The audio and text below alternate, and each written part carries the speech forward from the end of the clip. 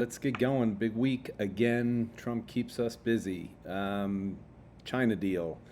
V bottom, nope. This has definitely been an I bottom. One of the fastest recoveries in history. Sentiment's still bearish though. Waiting for the hard data and the recession and whatever else. I'll go through that. Lower tariffs, more deficits, the tax bills going through, and obviously we'll see where it ends up. But on Friday, we get a Moody's downgrade. Absolutely earned, given everything that's gone on. I'll go through that and what it means.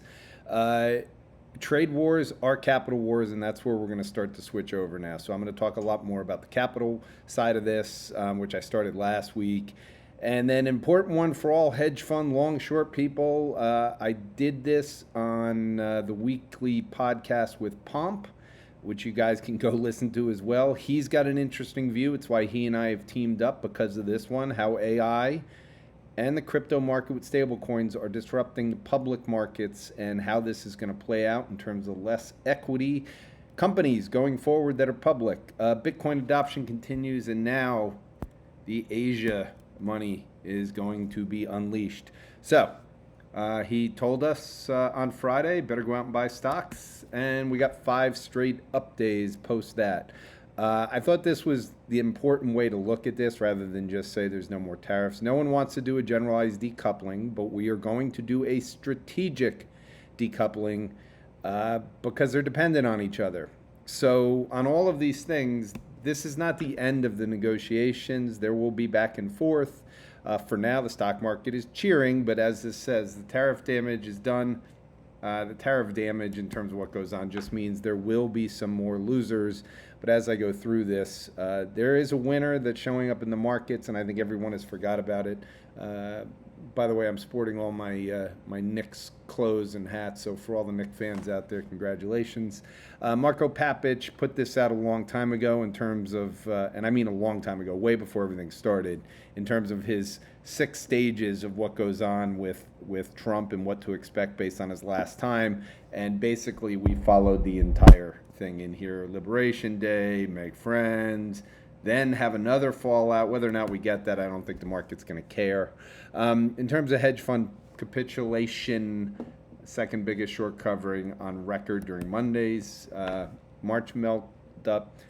Here are the 5 days in a row of positive S&P. There were a lot of people this day saying it would finish. I was reading on X. S&P is going to finish red on the day by people who've been bearish the entire time. It's now 16 of 19 days, and this little white line here is when Scott Bessent went out with hedge funds through JP Morgan, and basically the next day was, yeah, there's going to be a de-escalation in China.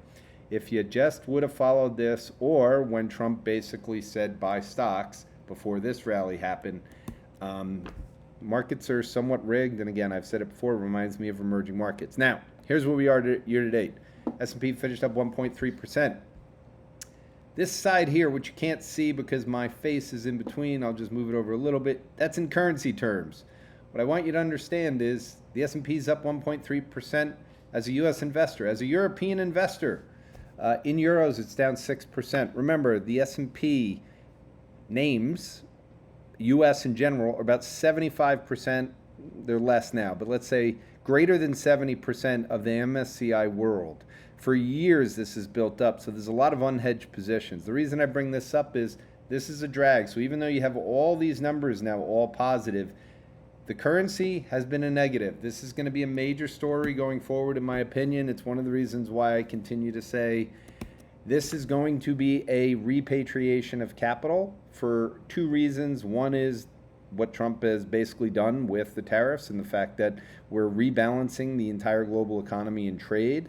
The dollar has benefited significantly. Asia in particular is going to be in repatriation. But then the other thing that Pomp and I are talking about, and that I'm going to continue to write about and I highlight in this video, AI is going to be a massive disruption to that, and all long duration assets will be infected by rising yields and by AI disruption.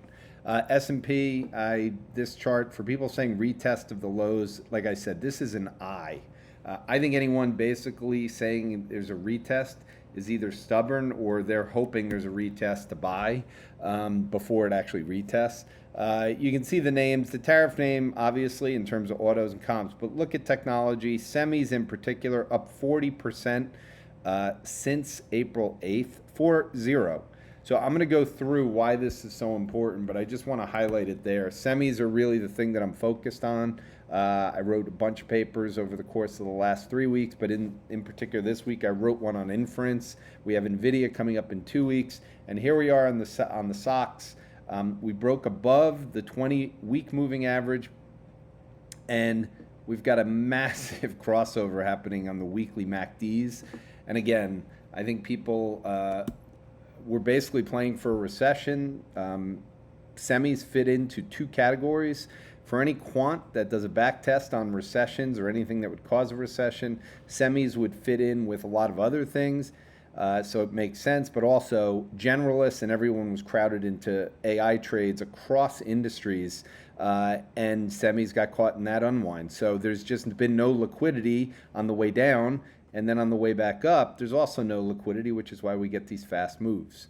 I highlighted this at the end of the year, and I just want to make sure that we go through this because it's normalized. So here's where we are. This is the long-term chart back to 1990. The orange line here is year-over-year S&P. The white line here is the percentage of people in the Conference Board survey that expect stocks to be higher a year from now. So we were up at the highest level in history, and what I said at the end of the year was this is going to need to come back down. And what'll follow is you'll get year-over-year S&P to go down. Doesn't need to be a bear market, just needs to get down. We've reset everything, guys. So now that's come all the way back down. So the sentiment and the positioning has come down, which means we've cleared everything. I bottom. 6th time in history, the S&P soared at least 18% in just 25 trading days. This is in the history. Here's what we did over the course of the next 250 trading days or 1 year. The worst was up 11% from this period. Most of the returns are even higher. The VIX just experienced its fastest reversal from over 40 to under 20 in history. We got another breadth thrust. This is a combo breadth thrust. So Jeff DeGraff, who does great work, he has a different way of measuring it, which is based on percentage of 20-day highs. And then you've got the Zweig one, and here are the 1 year later. So again, whether you're using the actual move itself or the breadth of the move in terms of thrust, you're looking at something that earnings are good, the economy is good, everyone thinks a recession is coming. I'll go through that, and I wrote about that this week too. Battered Wall Street short brigade is refusing to admit defeat. This came out Friday at 4:40, so after 5 straight up days, after all the pullback on the tariffs, and basically taking us back to some degree where we were at the beginning of the year, now we're focusing on taxes. We didn't cut as much in Doge, and yet refusing to admit defeat. I've talked about Bayesian thinking, not to pick on anyone, but again, retest the lows, retest the lows, retest the lows, retest the lows. I can't listen to podcasts right now because the majority of them, when I say majority, I'll say 85% are of people basically saying it'll go down.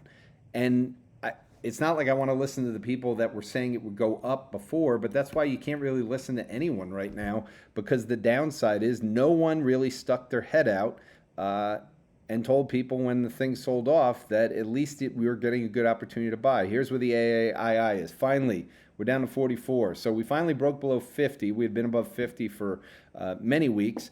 But again, the historical average of bears, normally we have about 37% bulls. We're getting close on the bulls. The average bear is down to 31. We're not there yet, so we still have a ways to go on that. Goldman sentiment has improved. Shout out to Neil Sethi. I've been using a lot of his stuff on here. He does good work. I'd be following him, guys. He puts out a lot. Hardworking, never met him. Hardworking guy, a lot of stuff, but it's usually really good stuff. He's a good filterer. Equity sentiment indicator still down there on Goldman's side. Long short, still low. CTA positioning, CTA model as buyers of global equities in most scenarios over the next week or month. We still have catch up for CTAs. In terms of the vol control strategies, they're going to add length because vols come off so much. They definitely have room for it. Our model estimates that vol control positioning is 40% below the 2-year average. Risk parity is even further below. And we did have the put-call ratio come down, which normally I would say is a contrarian bearish indicator, except in this case, It's down there because people are bearishly positioned and they're more worried about the upside at this point. And so, even though you could take it as a short-term consolidation, I just wouldn't at this point. With what I'm about to show you, I don't think it matters. So, here's the most important thing. So, this is what I've heard in most podcasts. This is what I still say. The reason people haven't bailed out of their thoughts at this point is because they're expecting the hard data to come down and a recession to go through. So we still have this gap between the hard data and the soft data.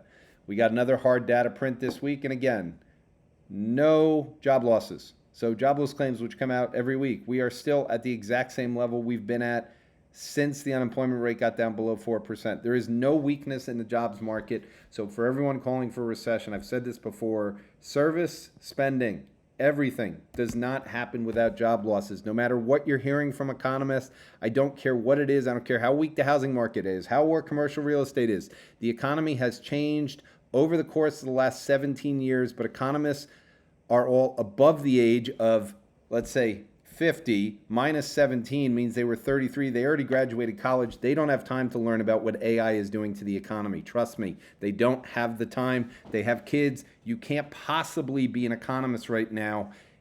Find me one at one of the major banks that's in their 30s. Age is a major negative for looking at the economy right now. Here is CPI. Came out this week, lower than expected for both PPI and CPI at this point.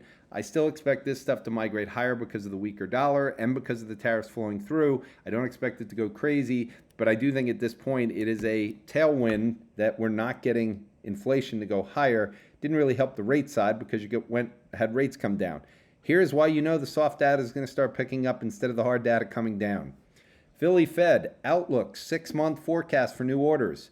Here's what got people freaked out. You had this big drop-off, historic drop-off. Guess what? You've now had a historic rise. Not surprising, but they're not talking about it. They'll tell you the Philly Fed didn't bounce much. They'll tell you it was a slight bit. And then the Michigan, a million things about how Mich was horrible. Survey showed small signs of improvements. The inflation expectations through the roof. In green here that I highlighted, the interviews were conducted between April 22nd and May 13th. The 90-day pause on China tariffs was reached May 12th. The report noted that many survey measures showed some signs of improvement following the temporary reduction in China tariffs, and we think sentiment at the end of May will fully reflect that. So again, the data is going to change. China to U.S. container bookings soared 300%, nearly 300% after the trade war truce. Everyone's rushing China's factories raised to ship goods amid trade truce. I speak with a ton of Americans that import from China. Their vendor books are completely or fully sold out.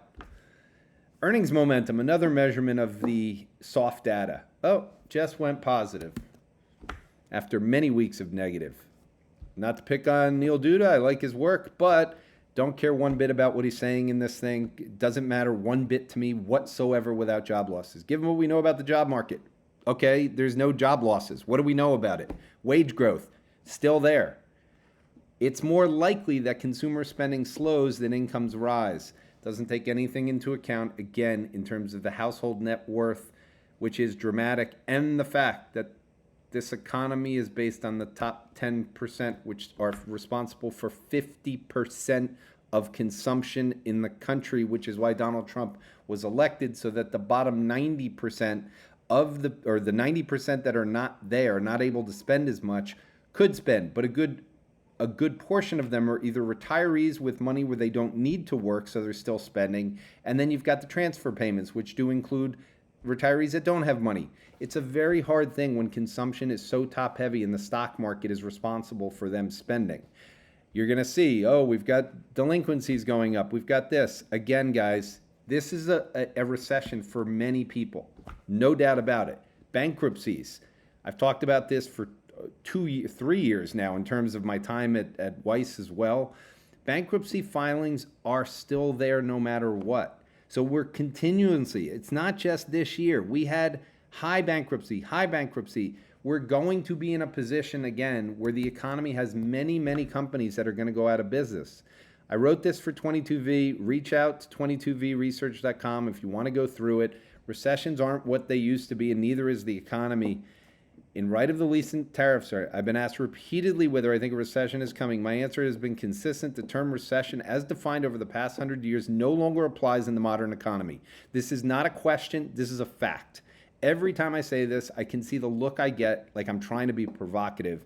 But provocation is a two-way street. What seems provocative to one person may simply be clarity in motion. Sometimes it's not the speaker creating controversy.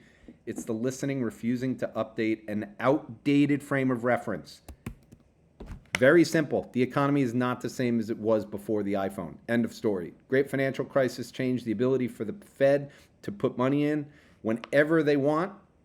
No question about it. SVB would have been a recession. 22 would have been a recession. There's plenty of situations right now where we could have had recessions since the great financial crisis, and they've stopped them. That's why when people predict them, it's the opposite. That's when the Fed put comes in.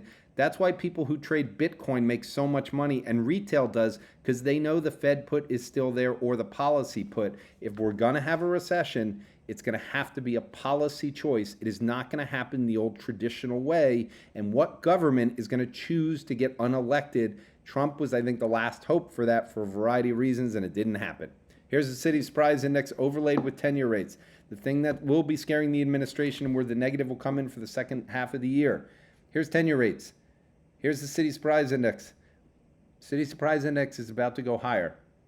Do not get negative on stocks when the City Surprise Index goes higher after recession fears. Here were the two last recession fears. SVB and commercial real estate is going to put us in a recession. Oh my God, everything's going to end. S&P is the white line.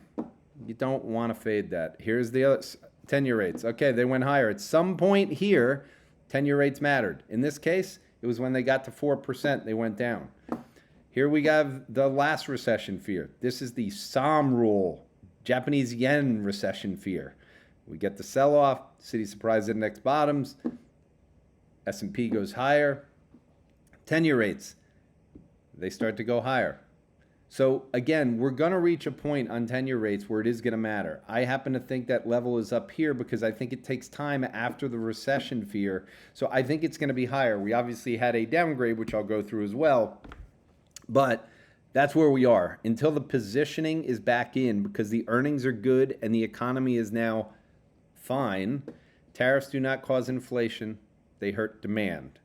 Larger deficits will cause inflation. I completely agree, and that's why inflation will be going higher. So if tariffs come down and the big, beautiful bill gets bigger and more beautiful, risk of recession goes down, risk of inflation goes up. Warm pies, I agree with them on this. This is the way people should be going.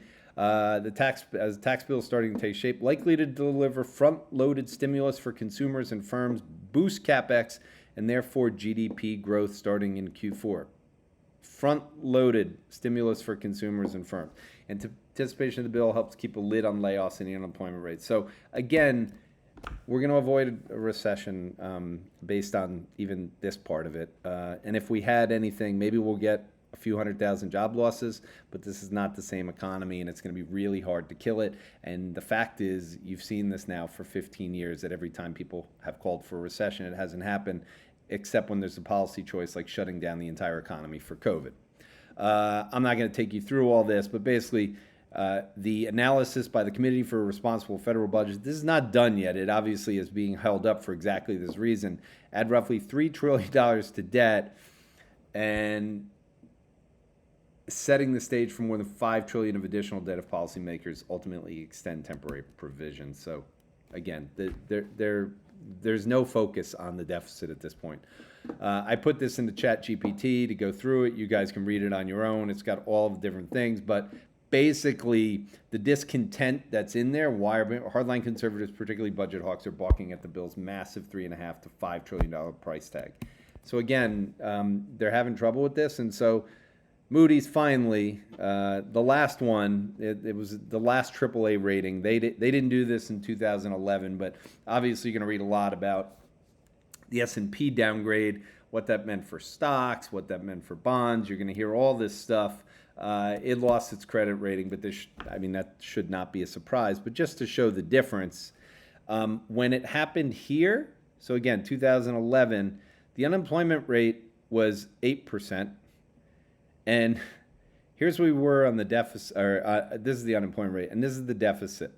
So again, the difference is now we have an unemployment rate down here. This is why it's so much worse. We have a budget deficit at a time where we don't need the deficit to keep the economy going theoretically because we have full employment. But they're not even able to reduce this at this point, and now we're talking about more spending on top of it. So it shouldn't be a surprise about the downgrade. Another way to look at it, here's the interest expense at $1.1 trillion. Here it was back here at 400 billion. This is defense spending, which again, back here was not too different than where it is now. It's a difference of 100 billion, while the difference in there should be more fear in terms of the fact we're paying off interest with everything. Deregulation does not roll off the tongue. Eventually, when the bonds become an issue, here's the deregulation. Fed QE run through the banks, doesn't it? Blah, blah, blah. I happen to agree. All right, I wanted to segue here. This is one podcast I did listen to. For anyone who, now that we're kind of through the tariffs, this is not the end of the tariffs. I highly recommend listening to this podcast with Russell Napier. I've recommended him, but he is my favorite historian by far. And the main point he makes is the idea that trade wars aren't capital wars is the problem. I completely agree. Focusing on trade and trying to go through on an 1800s to 1900s thing, it's the capital flows that are going to matter tremendously, because that's been the offset to all of this, but it's also been where the dollars in the U.S. are so dramatically big relative to everything else. Here are the timestamps on it in terms of what he goes through. There's a lot of good stuff in here. I do agree with most of it. He talks in particular about the net international investment position.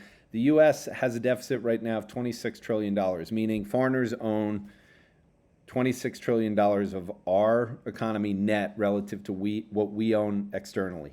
So that just means that if there's repatriation, U.S. assets are going to suffer at a minimum in relative valuation terms. If money goes back, it's the same thing goes with the currency. That means there's a tremendous amount of currency that can go the other direction, assuming it's not hedged at this point. This is what stands out in terms of the dollar. So I do want to separate this. The white line here is the S&P. The orange line here is the dollar index. Here's what happened on the last recession fears. So the dollar did come down, same thing on here. Remember, this was dollar yen that was rallying and helping to have the dollar to have a big move. But then what went on is the dollar eventually started to rally again as stocks went higher. That's what I don't think is going to happen this time. So a lot of people are going to have to start watching the dollar, and I'll talk about when this will become an issue. The difference is this time, to me, it's this one. So this is the Asian dollar index, which again, this Asian dollar rallying against the US dollar at the same time that TLT was going up. Well, right now TLT is going down, meaning rates are going higher. This has been lockstep. If we lose the repatriation, meaning if rates get more attractive and we see yields get higher and we don't see the dollar rally versus the Asian currencies, this is the break that is the most important in the world. It is not the euro currency. It is the Asian dollar versus rates. This is the thing to pay attention to. This is where China is. This is where Japan is. This is where Taiwan is. This is every single thing, in my opinion, that matters on the global scale. Too much focus on the dollar has been on the European currencies. I think this matters for a ton of reasons, including Latin America. So for everyone focusing on things, that's the chart that's most important to me. And again, Taiwan, warning sign, had the big move. Korea had big moves this week. Hong Kong dollar, the futures, the forwards are trading way outside the band, meaning all of a sudden you get the Hong Kong dollar going, which is not normal. Gold, I want to go back. I want to just highlight that for everyone who's long gold, not saying this is going to happen, and I'll go through the reasons, because if the dollar's weakened, it's different, but this is where the debt was downgraded in the U.S. back in August 11, and gold went into a sideways pattern for a decade. Here's where we are in gold now. So we'll see what happens. The reason I don't think that's going to happen is because this is what the dollar did at that point. So again, the debt was downgraded in the U.S. and the dollar rallied continuously for the next 5 years. I don't think that's happening this time. This is the difference, and this is why when you get everything on what's going to happen, is it going to be rates, is it going to be this? The dollar and rates correlation is the most important thing. All right, the Stephen Mirren framework, and the reason that I care about the bond market so much with the dollar. Addressing the dollar overvaluation, Mirren's, and this is from his paper. Okay, this is from the November paper. ChatGPT, give him 3 things. Okay, check mark. Implementing strategic tariffs. Okay, we did that. Check mark. Issuance of century bonds could be perceived as a form of debt restructuring, potentially undermining confidence in U.S. creditworthiness. That's what we have left, guys. Check mark. Watch the bonds. In that podcast with Russell Napier, I asked this. In this podcast, did they talk about AI or Bitcoin? No, AI and Bitcoin are not discussed in this podcast episode. So again, as he's talking about a new regime, as he's talking about this, I want to remind you, most people above their 50s have domain experience. They have tremendous experience about the system that we were in. They are not spending the time on AI or Bitcoin. I have no one to talk to. Please, I need more people to have a conversation with this that aren't Canadian or from outside the US. Someone. Do you think they should have talked about Bitcoin or what? This is who I have to talk to. I have to talk to ChatGPT. Why AI and Bitcoin should have been part of the discussion. Yes, and here's why. The fourth turning narrative is about structural transformation, and AI is arguably the biggest technological inflection points in the internet or electricity. I won't go through all these points.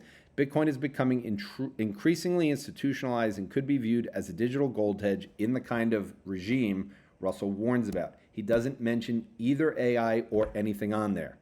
Eye on the Market, Michael Sembelis. Must read every time it comes out. He's one of my favorite guys out there. He's an independent thinker. He says what he believes. I don't find him to be perma anything. I think he just states the facts. He's my favorite one in terms of just putting this stuff out there. It's free. It's great. I highly recommend it. And what he talked about is a whole thing on AI. AI is dominating this rally in the U.S. It's dominating the U.S. economy far more than people realize. I will say it right now, the U.S. economy cannot go down based on the way that AI is having an impact, and no economists have any impact how to deal with it right now.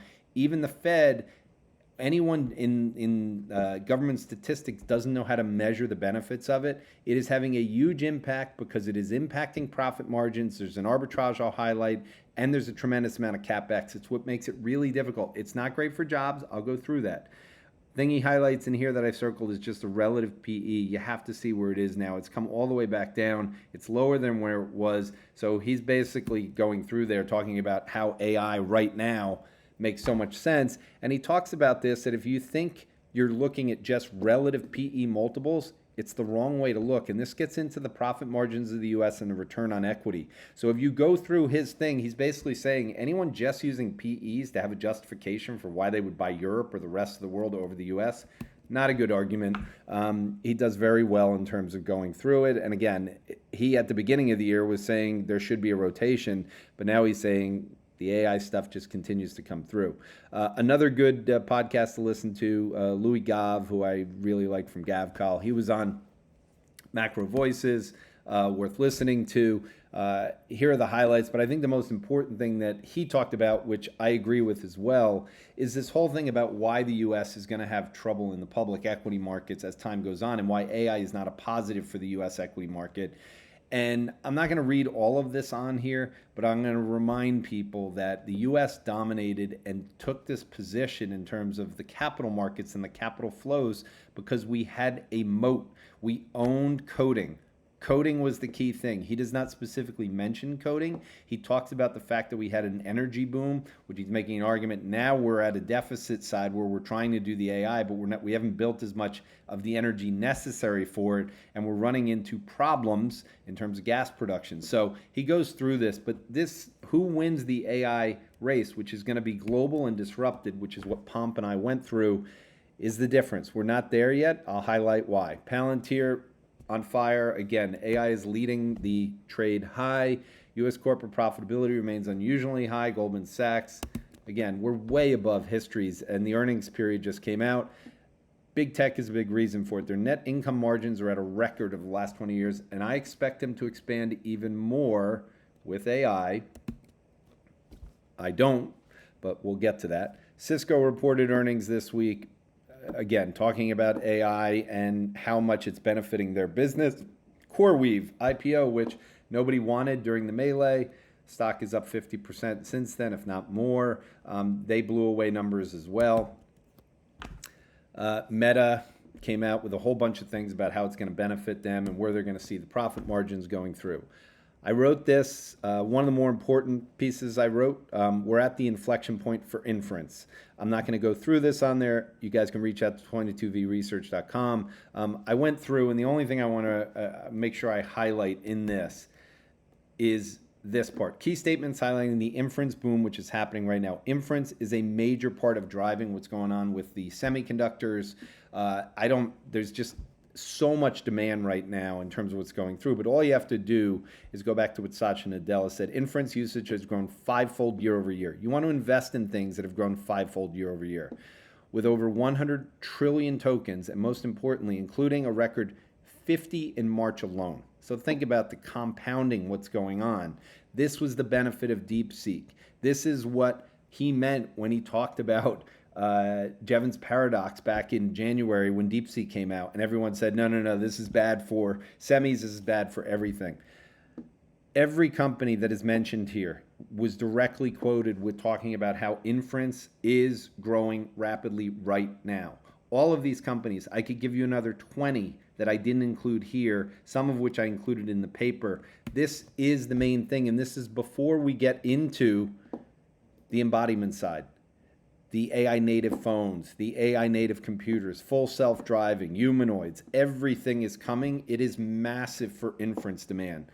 AI's $1 trillion opportunity. Sequoia did a keynote speech worth listening to as well to, again, stay on top of how AI is going through it. These are some of the details on it. You guys can pause and go look at it on your own. Now, Sequoia made a lot of press 2 years ago. It's been 2 years already when they said the AI bubble is reaching a tipping point. Navigating what comes next will be essential. So the same group that said AI's 600 billion question is talking about the opportunities that are coming. Now, that 600 billion question, I believe in. I believe that's a problem. This is the Capex illusion. How spending today distorts profit margin. So I worked with ChatGPT and I just asked it the simple question. So a major driver of S&P's profit margins is the massive capital spending by the Mag 7. So they are writing checks. So let's make this simple. $300 billion in Capex is real cash out the door. It doesn't immediately hit their income statements as an expense because it's depreciated slowly over time. At the same time, the firms receiving that $300 billion, notably NVIDIA, Broadcom, blah, blah, they book the revenue immediately. In the case of NVIDIA, they have lots of receivables. They haven't even produced what they bought. I don't want to say this is a scam, but I'm just saying profit margins are elevated in the S&P. That's all well and good as long as the ROI comes back. So as long as the return on investment from AI actually materializes through the Mag 7, because they're the ones doing the spending, or seeing it in some other place, that's great. I don't think that's going to happen. So their warning was that the amount of revenue, incremental revenue, was massive, 600 to 8 billion in annual revenue. Do I think they're going to get revenue? Yes. Do I think it's going to be as big as what's necessary? In 3 years, I think it's going to be a problem. In the meantime, I think multiples are going to have trouble. Big tech, jobs, amazing. No job growth. Look at this, year over year change in combined headcount. These guys are trying to make margins by not hiring people. This is the negative side for jobs. It's not that big because, again, as I've said to many, many people, only the S&P 500 are able to accomplish this. Small businesses can't. They don't have the infrastructure. They don't have a tech culture. They don't even use AI. Startups will, but it's going to take a long time for them. They're the ones that will disrupt these companies. But in the meantime, they ain't hiring anyone. And so who's seeing it, and why is the economy so bifurcated? New college grads face a tough job market again. It's getting harder and harder. So I just want to highlight this because the reason I do this with Anthony Pompliano, it's not just that I believe in Bitcoin. The reason I believe in Bitcoin is because of artificial intelligence and because the macroeconomy is going through what Russell Napier talked about. I cannot say this loud enough to all hedge fund people. This is your world, the public markets. This number is going to continue to decline. This number is going to go up. And this was from Apollo talking about it mainly for the corporate side. We've seen it happening in fixed income. We're going to see it in equities as well. Stripe, I showed this last week. This is how fast now companies are growing to 5 million RRR. New AI companies, 9 months. Old SaaS companies from the last time, more than 37. 24 for the first round of AI companies. Now we're down to 9. This is the compounding side. Pomp is invested in many of these. The reason we get along, and we did this video on this, is because people don't ever see this. These are not things that Andreessen Horowitz get involved in. They can't. And the reason they can't, for the most part, these are small businesses. They don't need the capital with AI. This is completely changing the capital of the future. Hence, MicroStrategy. Good thing Jim Chanos has decided he knows so much about Bitcoin and so much about the future of the capital structure and what it's going to look like over some guy who's been spending every day for the last 5 years on it. Please, people, go read about it. Go learn about what's going on and spend the time. You can't sit here and cover these stupid businesses anymore where 90% of them are already going out of business. Amazon destroyed them. Now it's going to be private markets that are going to describe them. You can doubt it as much as you want. AI is going to bring that. This is the reason why. Faster adoption, no friction. I say it all the time. The number one friction for a company to use AI, human beings. Human beings are the friction. They refuse to use it. I saw it at my hedge fund. I've seen it all over the place. They either don't believe it, they believe it's hype, they won't go through it. This number tells you the facts. This is just BS. It's like hedge fund or economists telling you there's going to be a recession. Do the homework. Start listening to things that matter and don't listen to old people telling you the world's going to fall apart because of tariffs. It just doesn't work that way. Sam Altman's predictions in AI, you can go read them for yourself. But again, there's a ton of stuff going on right now, and it's accelerating and compounding at a fast pace.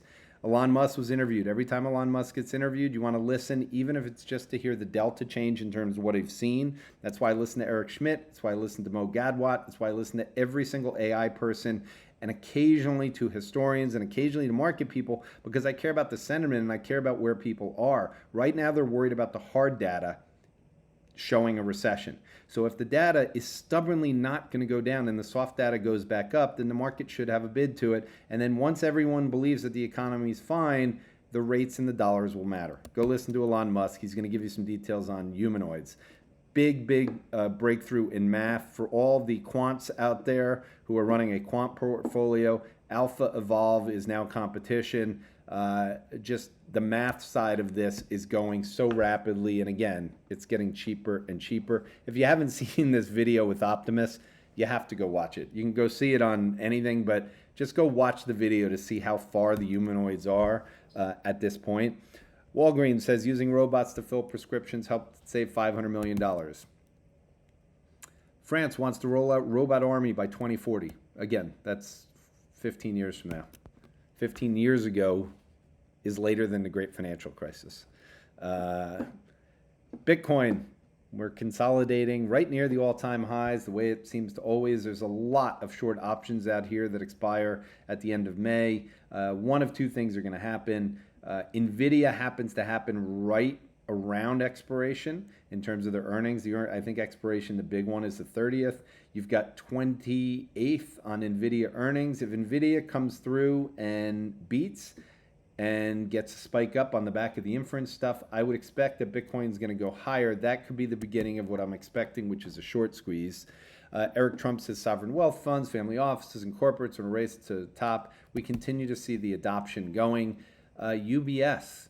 I remember I was at a conference talking about Bitcoin at UBS in 22, and the guy said we would never do anything on Bitcoin. Asia's wealthy, shifting from dollar to crypto and gold.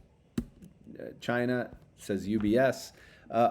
Chinese textile company will issue stock to buy 8,000 Bitcoin for 800 million. More people doing. Michael Saylor. Hong Kong-based investment firm disclosed owning close to $1 billion of ETF. The Asian money will be looking for a home outside of the system. If you haven't seen this company, go look at the stock in it. It's the Blockchain Group. It's in France. Obviously a good performing stock.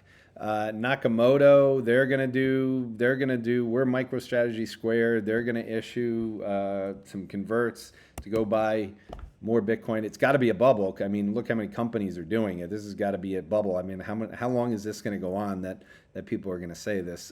Stablecoin usage. I've talked about how stablecoins are the network effects. It gets the system going. The more stablecoins, the more wallets. The more wallets, the more money goes into the asset that's outperforming all assets when nobody owns it in terms of anyone that has any money. You will continue to see this around the globe, especially now that people don't want to hold dollars the way that they used to. They still want them in those countries relative to their own currencies, but they won't ever own stocks if they're below the age of 35. So their choice for investments is Bitcoin. You'll continue to get that. PayPal now has 434 million customers. They are making it very easy to invest in these things. You will continue to have more and more. Coinbase joined the S&P 500. Regulatory side, we finally got SEC Paul Atkins, and they're focused on making the U.S. the crypto capital of the world. First thing that needs to get done is the stablecoin thing. I mentioned last week the Democrats are killing themselves. They refused to put the stablecoin bill in, and I said that they would come under pressure. And so Fair Shake, a massive super PAC, is now warning for the Senate, basically saying, okay, the crypto community needs clear, responsible rules of the road. Further delays put American competitiveness and consumers at risk. This is part of our country. It's part of what's going on. And what happens? Crypto-backed stablecoin bill gets bipartisan push for quick revival in Senate. The pushback came. The super PAC did its job. JP Morgan says Bitcoin outpaced gold in 2025. Remember, JP Morgan has Jamie Dimon, who says this is rat poison or whatever. Now, that was Charlie Munger. He says this is a scam. This is only for drug dealers. It doesn't work. You can't do it. And part of the reason is it's very exposed to quantum as a hack. And I'll end it on this because gold was hacked this week. CERN just turned lead into gold and then watched it vanish. But we will, I've said at every speech I've given when people have brought up the quantum side, I'm like, we will eventually be able to make gold, just like, look what's happened to the diamond market. That's it for me this week. I'll see you next week.